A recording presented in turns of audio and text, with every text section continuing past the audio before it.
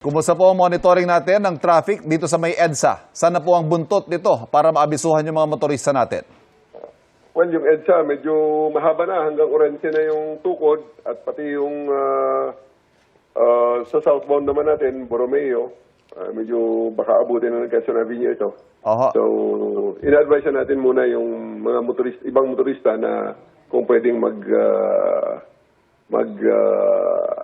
umiwas muna sa area. Wala pong pre-coordination, wala pong permit na hiningi at wala rin pong mga nagpasabi kahit na informal lang. Opo. Sa may Maynila naman po, ano monitoring natin sa traffic?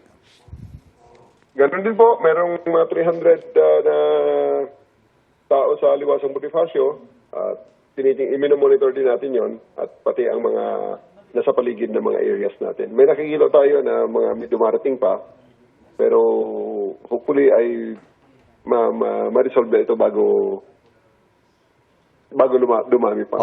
Binabalansin lang natin, Binabalansin natin ang mga interest ng bawat panig dito. Nire-respeto ng MMDA ang karapatan ng bawat Pilipino ng mapayapang pagtitipon.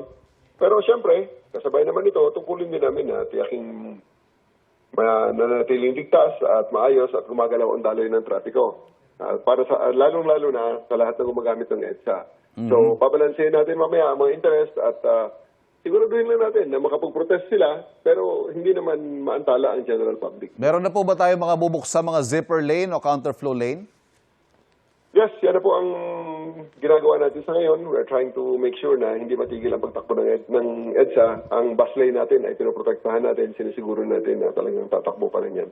May kausap na po ba kayo sa mga organizers as we speak, GM?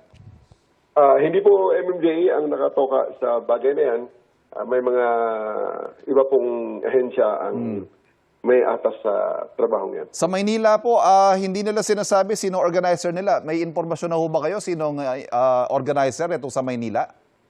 Same din po, sir. Ang intelligence matters, pwedeng i-direct natin sa PNP. Merong PNP po na nagmo-monitor na po doon sa area.